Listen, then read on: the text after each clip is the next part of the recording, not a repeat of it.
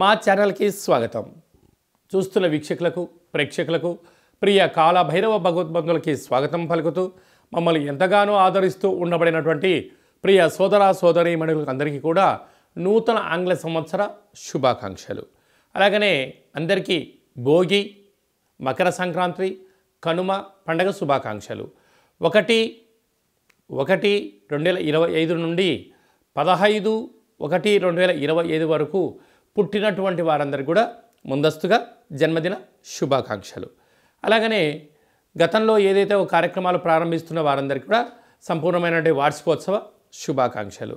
కనుక నూతన ఆంగ్ల సంవత్సరంలో 2025లో అందరికీ శుభాన్ని, జయాన్ని, ఐశ్వర్యాన్ని, ఆనందాన్ని ప్రసాదించాలని, ఎవరైతే ఏ వృత్తులు అయితే చేస్తున్నారో వారందరికీ కూడా అష్టకష్టాలన్నీ తొలగిపోయి అష్టైశ్వర్య ప్రాప్తి కలిగించాలని మనసారా కాళభైరస్వామిని కోరుకుంటూ అందరికీ ఆశీర్వచనం.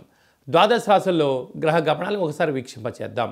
వృషభ రాశిలో దేవగురు బృహస్పతి సంచార స్థితి, కర్కాటక రాశిలో కుజ భగవానుడు సంచార స్థితి, కన్యరాశిలో కేతు భగవానుడు సంచార స్థితి, ధనుసు రాశిలో రవి బుధ సంచార స్థితి, బుధాదిత్య రాజయోగము. అలాగనే కుంభరాశిలో శుక్రుడు మరియు శని సంచార స్థితి, మీనరాశిలో రాహు సంచార స్థితితో ద్వాదశ రాశుల్లో గ్రహ గమనాలు ఈ విధంగా ఉన్నాయి.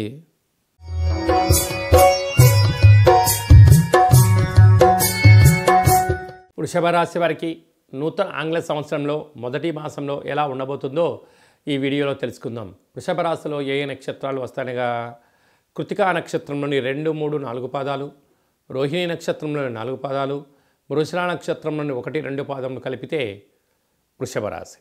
చాలామందికి పుట్టినటువంటి కాల సమయంలో డేటా బర్త్లో లేనటువంటి కారణం వలన పేరు యొక్క మొదటి అక్షరాన్ని అనుసరిస్తూ ఆ రాశిని తెలుసుకునే ప్రయత్నం చేద్దాం. ఈ, ఊ, ఏ, ఓ, వా, వి, వు, వే, ఓ అక్షరాల వారందరూ కూడా వృషభ రాశి జాతకులే. వృషభ రాశి యొక్క అధిపతి శుక్ర భగవానుడు. వీరికి రాశిలోనే దేవగురు బృహస్పతి సంచారం చేయడం వలన విద్య, ఉద్యోగ, విదేశీయాన, వ్యాపార, రాజకీయ, సేవారంగ కార్యక్రమాల్లో ఆధ్యాత్మిక చింతన కలిగి ఉండడం వలన అద్భుతమైన ఐశ్వర్యానికి, ఆనందము వృషభ రాశి వారికి కొదవలేదు అని చెప్పి గమనించాలి. అలాగే తృతీయంలో కుజ భగవానుడు ఉండడం వలన తల్లిదండ్రులతో, అన్నదమ్ములతో, అక్కాచెల్లెలతో పార్ట్నర్షిప్ వ్యవహార కార్యక్రమాలు ఆచరణ వారందరితో కూడా మౌనం, ధ్యానం, గౌరవాన్ని ఇచ్చిపుచ్చుకోగలగాలి.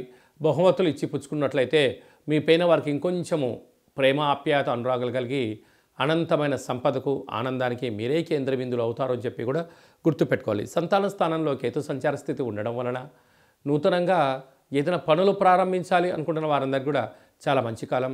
తల్లిదండ్రులతో, పిల్లలతో, సకుటుంబ సపరివార సమేతమైన ఆధ్యాత్మిక తీర్థయాత్రలు విజయాన్ని, ఆనందాన్ని, ఆరోగ్యాన్ని మీ సొంతం చేయబోతున్నాయని చెప్పి గుర్తుపెట్టుకోవాలి.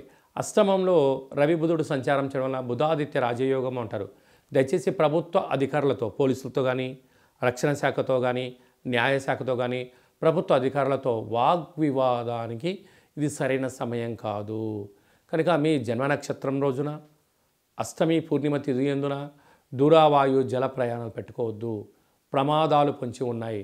జలగండం, వాయుగండం, యంత్రాలతో, ఆయుధాలతో మీరు ఇబ్బంది పడే పరిస్థితి ఉంటుంది. కనుక ఇలాంటి కాల సమయంలో తగు తిండి, తగు నిద్ర, ఆసనం, ఆరోగ్య సూత్రాలు పాటించగలిగినట్లయితే పెద్ద పెద్ద సమస్యలను నివారించే పరిస్థితి అధికంగా ఉంటుందని చెప్పి కూడా మీరు గమనించాలి.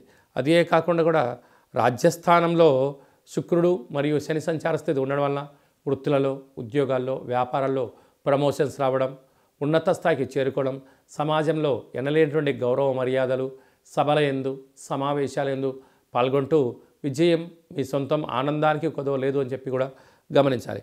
లాభస్థానంలో రాహు ఉండడం వలన గతంలో చేస్తున్న రియల్ ఎస్టేట్ వ్యాపారాలు కానీ, హోటల్ వ్యాపారాలు కానీ, చేతి వృత్తులు, వ్యవసాయ సోదరీమణులకు, అనేక వ్యాపార రంగంలో ఉండబడిన వారందరికీ కూడా చాలా మంచి కాలం. ఈ వీడియో మీరు చూస్తున్నారు అన్నట్లయితే కాళభైరస్వామికి ఆజ్ఞ ఉంది మీ పైన అని చెప్పి గమనించగలగాలి. కనుక ఇన్ని రోజులు చేసిన కష్టానికి, ఇబ్బందులకు కాళభైరస్వామి స్మరణ, ధ్యానము, ఆసనము, ముద్రను వేయడం వలన కాళభైరస్వామి యొక్క ఆశీర్వాదాలతో అద్భుతమైన ఆనందానికి స్వాగతం పలికే కాలం ఆసన్నమైందని చెప్పి గుర్తుపెట్టుకోవాలి. అందుకే కాలం ఆసన్నమైనప్పుడు భగవంతుడు ఏదో రూపంలో ఇలా వీడియో రూపంలో దర్శనమివ్వడం జరుగుతుంది. కనుక కలియుగ కాలంలో నరదృష్టి శత్రు ప్రభావాల్ని తొలగించే ఏకైక శక్తి కాలభైరవుడికి ఉంది. కనుక కాలభైరవ స్మరణ చేద్దాం. వృషభ రాశి వారికి ఐశ్వర్య జీవితానికి స్వాగతం పలుకుదాం. 1వ తారీఖు నుండి 15వ తారీఖు వరకు ముఖ్యమైనటువంటి పండుగల గురించి క్లుప్తంగా సవివరంగా సంపూర్ణంగా తెలుసుకుందాం.